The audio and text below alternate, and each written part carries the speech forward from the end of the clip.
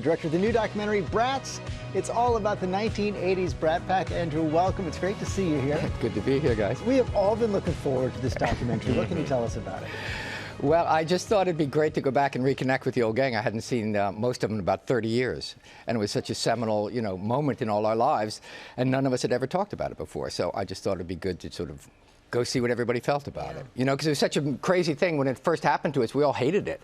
And over time, it's become this wonderfully iconic, affectionate term, And so I just wanted to see what everybody's relationship to it was. Because it is like a relationship. It's followed me every day, I hear it. I'm sure it has. Well, were you surprised when they said, yes, we'll talk to you about it? I was surprised. Because I think even 10 years ago, people wouldn't have talked about it, But as you get old, you start to look back on your past in a different way. And you kind of go, oh, you know what? That was a beautiful thing. And we were like the only members of this club. And so we're the only ones who know what it was like. So it was nice to just sort of go back. But yeah, I was surprised. The people said yes, and then it took me forever to track them down and actually get in a room and talk to them. Do most of your fellow Pack members agree that it was a beautiful thing? You can call us brats. Yeah, right.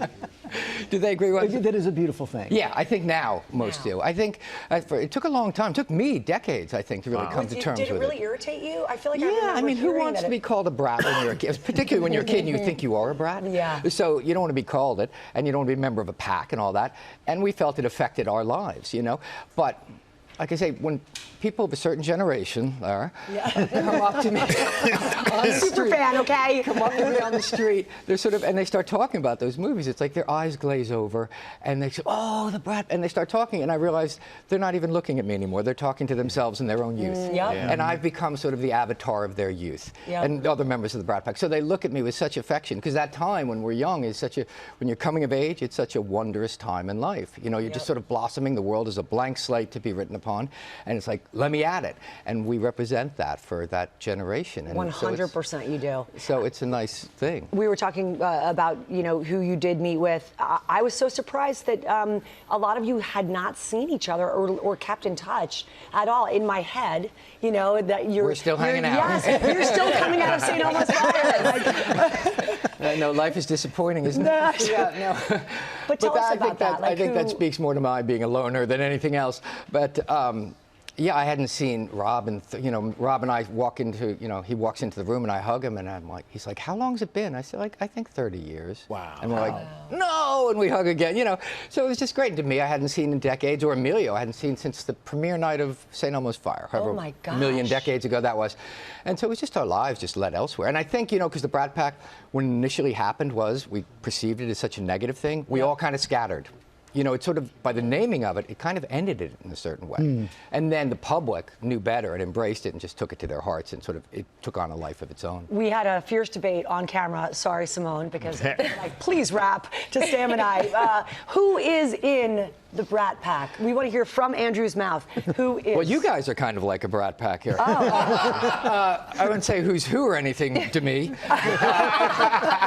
kind of remind me of me a little bit. So, and there's Judd. And I love it. I love it. So that's Allie. Yeah. Perfect. I'm on board. No, but who's in the Brat? I mean, it's a movable feast, isn't it? It depends who you talk to. I think there are certain ironclad members, of which I am one, and Molly and Demi and Allie. So It was a funny scene in the movie. You did a great job with that, about debating who is Tom Cruise, is John Cryer. Yeah, John Cryer's kind of adjacent, isn't he? Yeah. But Tom Cruise is an easy no, right? To me, it's a hard no. Early on in the article, because this all was spawned by a magazine article, and he was right in the middle of it in the article. But then he somehow navigated his way out of it.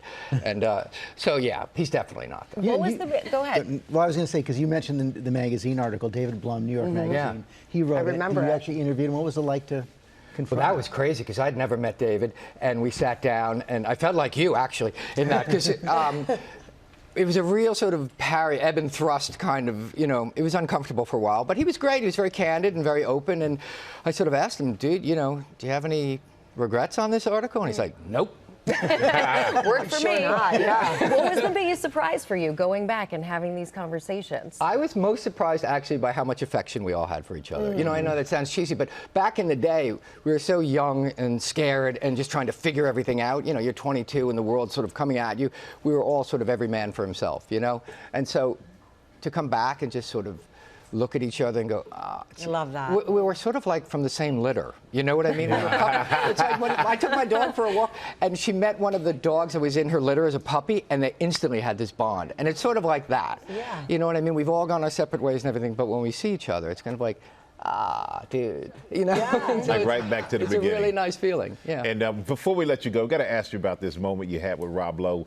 You talked about when the Brat Pack met the Rat Pack. Yeah, there was a great night back in the day when we went to Sammy Davis Jr.'s house. We were with, somehow, I'm this kid from New Jersey, and somehow I'm having dinner with Liza Minnelli next to me. Oh, I'm that's like, oh my amazing. God, that's enough. And then Liza kind of goes, let's go to Sammy's.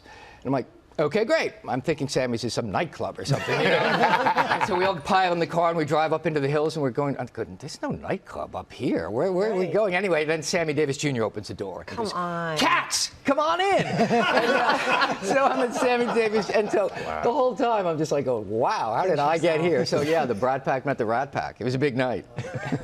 That's awesome. Thank you so much. Before you go, have you been able to show anybody else the movie yet? Have the other members of the pack seen it? Yeah, they've all seen it. Yeah. And most of them go, yeah, that was it. I have so many questions. Simple. Thank you for coming in. Yeah. Thank you, Brat's Andrew. premieres So good to Thursday see on you. Hulu.